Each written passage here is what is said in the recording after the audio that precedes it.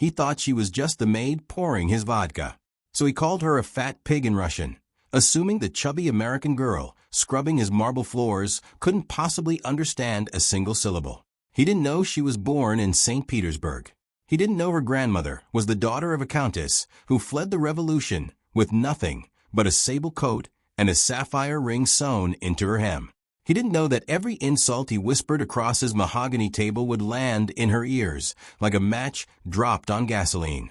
And he definitely didn't know that the moment she set down her silver tray, turned to face him, and answered him back in flawless aristocratic Russian, his entire empire would begin to burn. Because in the Volkov Bratva, humiliating the Pakhan in front of his brigadiers is a death sentence. Unless the Pakhan decides, in that single frozen heartbeat, that he doesn't want her dead at all. He wants her seated at his right hand. He wants her wearing Romanov sapphires. He wants her ruling beside him. By the end of this night, 3 men would be dead, 1 empire would tremble, and the chubby maid nobody bothered to look at would be standing on a balcony over Long Island Sound, wrapped in cashmere, drinking black tea from a silver potstakanik, while the most feared man on the East Coast begged her for forgiveness in the only language that mattered. If you love dark mafia romance stories like this one, do me a huge favor right now, smash that like button, subscribe to the channel so you never miss an upload, and drop the city you're watching from in the comments below, because I read every single one and I love seeing where you're all tuning in from. Her name was Anya Sergeyevna Petrova, and at 26 years old, she had made herself an expert at not being seen. She was born in St. Petersburg in a narrow apartment 2 streets from the Fontanka Canal, the only daughter of a linguistics professor who spoke 7 languages and read Pushkin aloud at the breakfast table. When Anya was 12, her father collapsed of a heart attack in the middle of a lecture on Old Church Slavonic, and within 6 months her mother had packed 2 suitcases and moved them both to a walk-up in Brighton Beach, Brooklyn, to live with Anya's grandmother, a fierce, tiny woman named Yelena who still wore her hair in the coiled braid of a pre-revolutionary noblewoman. Yelena Petrova had escaped Leningrad in 1953 with 3 rubles and a photograph of her murdered father, and she raised Anya on cabbage soup, black bread, and the belief that a Petrova woman never, ever bowed her head to a man who did not deserve it. By the time Anya was 20, she was fluent in 6 languages, halfway through a translation degree at NYU, and the pride of her grandmother's small kitchen. And then her mother died of a stroke, and 6 weeks later her grandmother's kidneys began to fail, and the hospice bills started arriving in white envelopes that Anya could not afford to open. She dropped out of NYU in her final semester. She took a job as a translator at a mid-tier legal firm that paid her $38,000 a year and treated her like a photocopier. It was not enough. The hospice needed $19,000 a month, and Anya was drowning. Then a woman named Mrs. Kowalski found her through a Russian community bulletin board. The job was simple. Housemaid at a private estate on Long Island. $80,000 a year, cash, no taxes, no questions. The only requirements were absolute silence, absolute discretion, and the ability to disappear into wallpaper. Anya took the job the same afternoon she was offered it. She did not ask whose house it was. She already suspected. Everyone in Brighton Beach knew the name Volkov the way children in old countries know the names of wolves. The Volkov mansion sat behind a wrought iron gate on 12 acres of manicured Long Island coastline. White marble columns, imported Persian rugs woven 100 years before Anya was born, gilded mirrors from a chateau in Provence, armed men who pretended to be gardeners while cradling suppressed pistols under their canvas jackets. Mrs. Kowalski, the head housekeeper, met Anya at the servants' entrance on her first morning and delivered a single rule in a voice like iron. You do not speak. You do not look. You do not exist. The Volkovs do not know your name, and if you are wise, you will pray every night that they never learn it. For 8 months, Anya obeyed. She polished silver. She changed linens. She scrubbed the marble in the great hall on her hands and knees at 4 in the morning, so the family would never have to see her. And every night she sent every dollar she could to the hospice in Manhattan where her grandmother lay dying. And she whispered to herself in Russian, just 1 more year, babushka, just 1 more year, and we can go home. Anya was not the kind of woman the Volkov household was accustomed to employing. The other maids were pale, thin Eastern European girls in their early 20s, hired as much for their appearance as their references, drifting through the marble halls like nervous swans. Anya was different.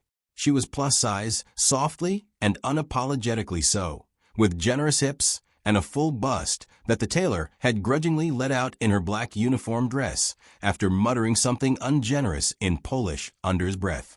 Her dark chestnut hair was always pinned into a low, severe bun at the base of her neck. Her lips, when she allowed herself the small vanity of it on days off, were painted a defiant deep crimson. She carried her body the way her grandmother had taught her to carry it, with a spine like a plumb line and shoulders that never rounded inward, because a Petrova woman does not apologize for the space she occupies in a room. The other maids noticed. They always noticed. In the servants' kitchen, over their bowls of thin borscht and slices of dark rye, they whispered about her in Russian and Ukrainian, believing, because Mrs. Kowalski had hired her as an American girl from Brooklyn, that she could not understand a single word. They called her Tolstaya, which meant fat. They called her Korova, which meant cow. They said the Pakhan would be disgusted if he ever glimpsed her in the hallway. They said Mrs. Kowalski had only hired her because she needed someone to lift the heavy silver trays that their thin wrists could not carry. Anya heard every syllable of it. She never once looked up from her soup. She never once corrected them. She simply chewed her bread, sipped her tea, and filed each cruelty away in the quiet, patient part of her mind where her grandmother had taught her to keep such things until the day they became useful. She had never once spoken to the man of the house. She had only glimpsed him in fragments, a shadow at the far end of a hallway, a silhouette on the terrace at dusk, a tall figure in a charcoal suit disappearing into a black armored Maybach at the front drive. She knew his name because everyone in Brighton Beach knew his name. Dmitry Volkov, the Pakhan, the head of the largest Russian bratva on the east coast of America. She knew his face because she had once, in her first week of employment, made the mistake of glancing up from her scrubbing to see him standing at the top of the grand staircase in a black overcoat, and the sight of him had frozen the breath in her lungs. He was 34 years old. He had obsidian eyes that seemed to absorb the light in the room rather than reflect it. His jaw was cut like something a sculptor had lost patience with and finished in a single violent stroke. There was a thin, almost invisible scar cutting through his left eyebrow, and a heavy silver signet ring on his right hand bearing the double-headed eagle of the Volkov family crest. He had looked down at her scrubbing his marble floor for perhaps 2 full seconds before he had turned and continued walking, and she had held her breath until she heard the front doors close behind him. That had been 8 months ago. In the 8 months since, she had made herself invisible with the discipline of a nun, and it had worked almost. Until tonight. Tonight was different. Tonight was the kind of night the household staff had been dreading for weeks. Mrs. Kowalski had gathered them all in the servants' hall that afternoon and delivered her instructions in a voice tighter than any of them had ever heard from her. 6 of the most dangerous men in the Russian bratva were arriving from Chicago, Miami, and Toronto for a private dinner in the Pakhan's second-floor study. There would be vodka. There would be caviar. There would be a shipping deal discussed that could reshape the balance of power on the entire eastern seaboard. And there would be, above all, absolute discretion. One girl was needed to serve. Only one. The rest of the staff would be locked in the servants' wing with the doors bolted from the outside until the meeting ended. Mrs. Kowalski's eyes had traveled slowly around the row of nervous faces, and then, to the visible relief of every thin girl in the room, they had landed on Anya. You, she had said, you will serve tonight. You are invisible, and invisibility is what the Pakhan requires. You will pour the vodka. You will set the caviar. You will not look at their faces. You will not speak. You will not exist. Do you understand me, girl? Anya had nodded once, silently, the way she always did. Now, 3 hours later, she stood in front of the small mirror above her narrow bed in the servants' quarters, adjusting the starched white apron over her black uniform. She looked at her reflection for a long, quiet moment. Her grandmother's silver cross rested in the hollow of her throat. She touched it with 2 fingers and whispered, in Russian, Błazia, pomogi, mne, babushka. Just 1 more year. 1 more year, and we can go home. Then she picked up the heavy silver tray, squared her shoulders, and walked toward the study. The pecan's private study was a room designed to intimidate. The walls were paneled in dark walnut, imported from a demolished Moscow palace. A pair of tall windows framed a view of the black Atlantic, and a fire burned low in a marble hearth on the far wall, casting long, restless shadows over 6 seated men. Dmitri Volkov sat at the head of the mahogany table in a brioni suit so perfectly cut it looked painted onto his shoulders. To his left sat Yuri Antonov, his second in command, a lean, wolfish man in his early 40s with a scar along his throat and a habit of picking his teeth with the corner of a matchbook. To Dmitri's right sat 4 brigadiers who had flown in from 4 different cities, each one worth more in blood than any man in that room cared to count. Anya entered the study with her eyes lowered and her breath held. The silver tray in her hands weighed nearly 12 pounds, laden with a heavy crystal bottle of Beluga Gold vodka, 6 cut crystal glasses on silver coasters, a chilled tin of Ostrak caviar, a small silver dish of blini, and a bowl of crushed ice. She did not look at their faces. She did not look at the pacan. She moved around the table in the practiced, silent choreography Mrs. Kowalski had drilled into her, setting a glass at each man's right hand, pouring 2 fingers of vodka into each with the steady wrist of a girl who had poured her grandfather's samagon at Orthodox Easter since she was 9 years old. The men did not acknowledge her. To them, she was a piece of furniture, a dark shape in the corner of the eye, a hand that placed things and then withdrew. She saved the pacan for last, as protocol demanded. She stepped to his right side, tilted the heavy bottle, and began to pour. And then, in the smallest fraction of a second, something went wrong. The tray under her left forearm shifted by perhaps 1/4 of an inch. The bottle jostled the rim of the glass with a soft, glassy note, and a single drop of clear vodka splashed onto the pristine linen tablecloth an inch from Dmitri Volkov's silver signet ring. Not on him. Near him. But it was enough. Yuri Antonov clicked his tongue against the roof of his mouth in exaggerated, theatrical disgust, and the other 4 brigadiers turned their heads in a single synchronized motion, like wolves scenting weakness. Yuri leaned back in his chair, lifted his own vodka glass to his lips, and spoke in rapid gutter Russian, the kind of hard consonantal street Russian a man learns in the port districts of Odessa, not in schools. Błazia moi, he said, letting the words drip with contempt. Look at this. They have sent us a whale to serve the pacan, a cow squeezed into an apron. Kowalski must be blind, or perhaps she is punishing us. This creature probably eats more caviar in the kitchen than she has managed to serve at the table tonight. The other brigadiers laughed. It was a low, ugly laugh, the laugh of men who had learned very young that cruelty was a kind of currency exchanged among equals. Dmitri Volkov did not laugh. He raised a single finger from the surface of the table, and the laughter died in 6 throats at once. For a moment Anya believed, for one foolish, shining moment, that the pacan was about to defend her. She kept her eyes on the tablecloth and continued to pour with a hand that did not tremble, because she had trained it not to tremble. Then Dmitri Volkov spoke. His voice was quiet, aristocratic, precise, the Russian of a man who had been taught in Moscow drawing rooms rather than in gutters. And what he said in that quiet, elegant Russian was worse than anything Yuri had said. "She is a disgrace to my house," Dmitri murmured, not looking at her, addressing his brigadiers as if she were not standing 8 inches from his shoulder. "Look at her. A fat sow squeezed into a uniform. Kowalski should be whipped for placing this creature in front of my guests.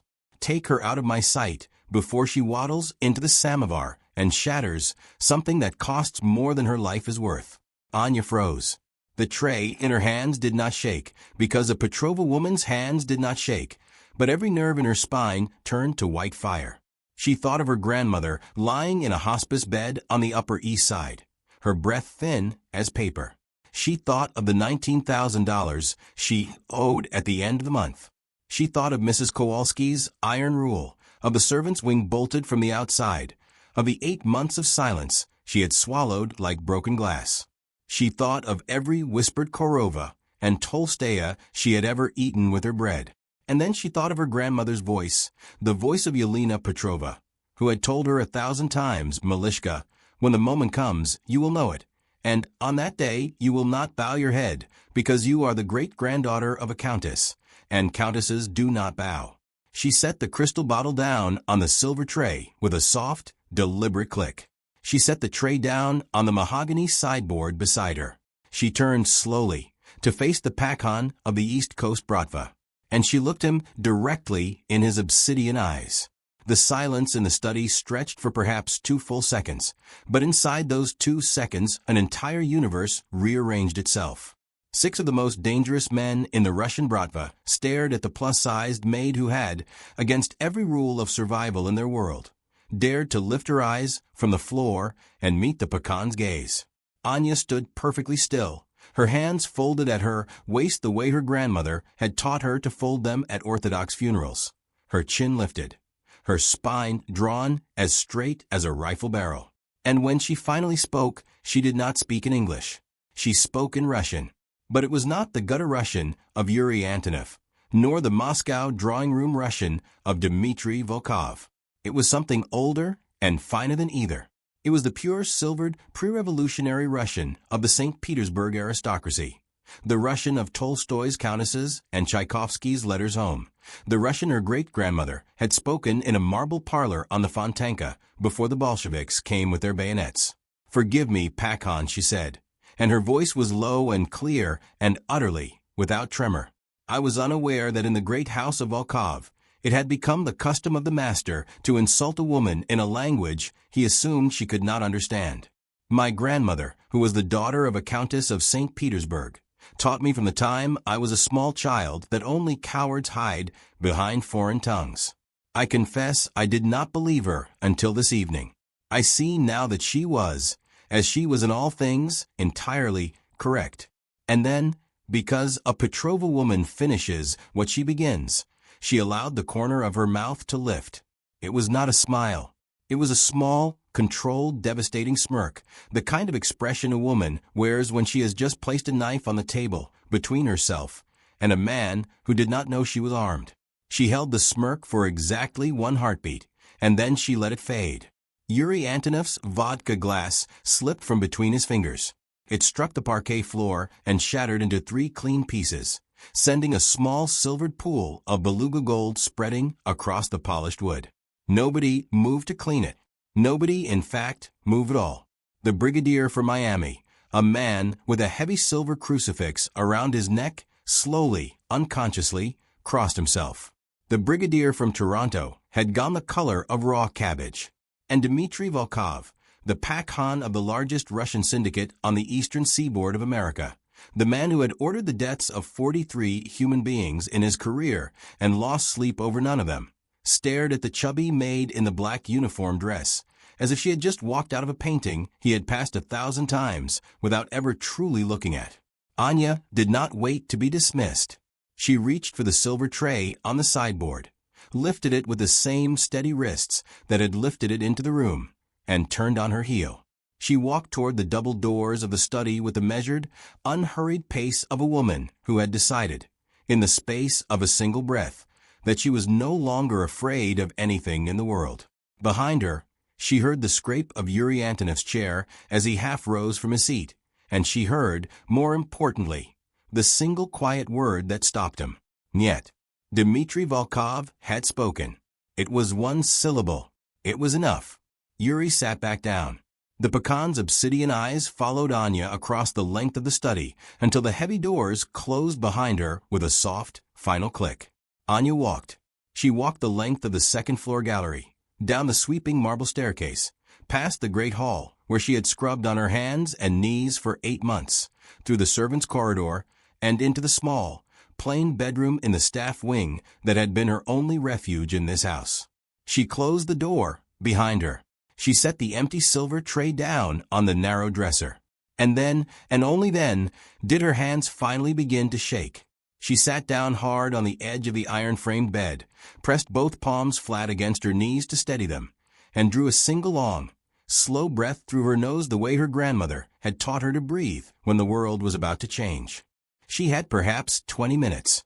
30 if the pack-on was in a merciful mood, which he was not known to be. She stood up, reached under the mattress, and pulled out the small canvas envelope of cash she had been saving. $1,100. Not enough for a plane ticket to St. Petersburg, but enough for a bus to Boston and a cheap motel for a week, while she figured out where to disappear to next.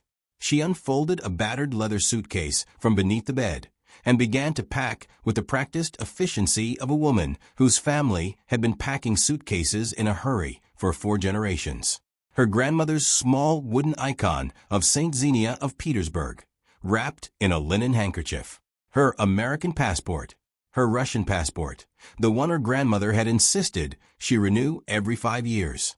A photograph of her mother at 19, laughing on a bridge over the Neva. 3 changes of clothing. The silver cross from around her neck went into her pocket, because she would not travel without it. The door of her room slammed open without a knock. Mrs. Kowalski stood in the doorway, and her face was the color of old wax. She closed the door behind her with a trembling hand and leaned against it as if her legs would no longer hold her up. "Stupid girl," she whispered in Polish. "Stupid, stupid, stupid girl. What did you do? What did you say to him?" Anya did not answer. She continued folding her second sweater into the suitcase. Mrs. Kowalski crossed herself 3 times in quick succession and whispered, "May the blessed Mother of God protect you, child, because there is no one else in this world who can now." Then she turned, opened the door, and was gone. Anya finished packing in 90 seconds. She lifted the suitcase, straightened her spine, and slipped out through the servant's door into the cold October night. The gravel of the service drive crunched under her flat black shoes. The wrought iron gate at the end of the drive was perhaps 400 yards away, and beyond it, the road that led toward the train station in the village. She made it exactly 40 feet before 3 black Mercedes S-Class sedans rolled silently up the drive from the direction of the main house, cut off her path, and stopped in a perfect, unhurried semicircle around her. Their headlights blazed white against her face. Car doors opened. Yuri Antonov stepped out of the lead sedan, along with 2 enormous men in black wool coats whose hands rested easily inside their jackets in a way that told her exactly what they were holding. Yuri did not speak.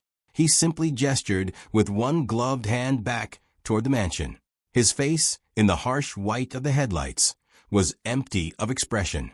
Anya stood in the gravel with her suitcase in one hand and her grandmother's cross in the other, and she understood, with a clarity that was almost peaceful, that she was not going to reach the gate. She had known it, in truth, from the moment she had lifted her eyes to the pecans in the study. She turned toward Yuri. She lifted her chin, and, in the same silvered aristocratic Russian she had used upstairs, she said, "Very well, Yuri Nikolaevich, take me to him, but I will walk on my own 2 feet, and you will not touch me." Yuri stared at her for a long moment. Something passed behind his eyes that Anya could not quite read, something that was not quite fear and not quite respect, but sat uneasily between the two. He inclined his head, one small stiff nod, and stepped aside to let her pass. Anya walked back toward the mansion between the 3 black Mercedes with her suitcase in her hand and her spine as straight as her great-grandmother's had been on the day the Bolsheviks came to the door on the Fontanka. She did not know what waited for her inside. She only knew that she would not enter that house with her head bowed. Not tonight. Not ever again. They did not take her to the study. They took her to Dmitry Volkov's private library on the 2nd floor, a long, high-ceilinged room lined floor to ceiling with leather-bound Russian and French books, a Steinway piano gleaming in the corner, and a fire burning quietly in a marble hearth. Yuri closed the heavy oak doors behind her and left her alone with the pack-on. Dmitry stood by the tall window with a small crystal glass of vodka in his hand, his back to her. For a long moment he did not turn. When he did, his obsidian eyes locked onto her with an intensity that was no longer contempt and no longer anger. It was something far more dangerous. It was recognition. He gestured to a leather wingback chair by the fire. "Sit, Anya Sergeyevna." He knew her name and her patronymic. He had known them for at least an hour. She sat. He poured a second glass of vodka from the crystal decanter and set it in front of her on the small table. "Your name," he said quietly. "Your true name." And where a maid from Brighton Beach learned to speak the Russian of the Winter Palace. She told him. Her father, the linguistics professor. The apartment near the Fontanka. Her mother's stroke. Her grandmother in the hospice with $19,000 a month in bills. NYU. The bulletin board. Mrs. Kowalski. 8 months of silence. She told him in flat, even sentences, the way a soldier makes a report, and Dmitry Volkov did not interrupt her once. When she finished, he set his own glass down on the mantel with a soft click and looked at her for a long, quiet moment before he spoke. "For 8 months," he said, "I have been paying a housemaid $80,000 a year to scrub the marble in my great hall. I could have been paying a translator with the ear of a native and the discretion of a ghost 3 times that sum. You have wasted my money, Anya Sergeyevna. And you have wasted your own life." She blinked at him. "You are not going to kill me?" she asked in Russian. Dmitry smiled. It was a small, dangerous, devastating smile, the first true smile she had ever seen on his face. "Malaya Moya," he said. "I am going to promote you."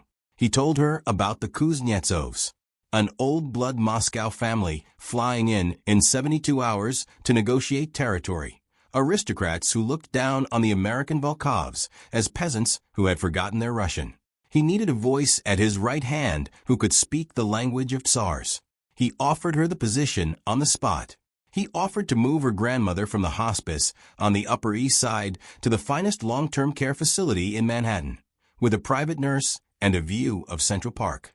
He offered her a suite on the 3rd floor of the mansion. He offered her a life.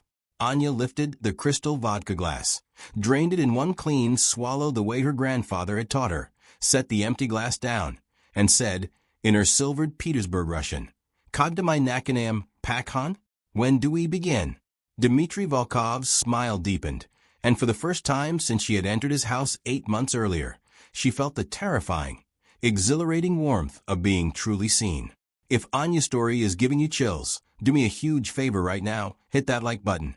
Subscribe if you haven't already, and comment the city you're watching from, because I love seeing where my listeners are tuning in from all across the world.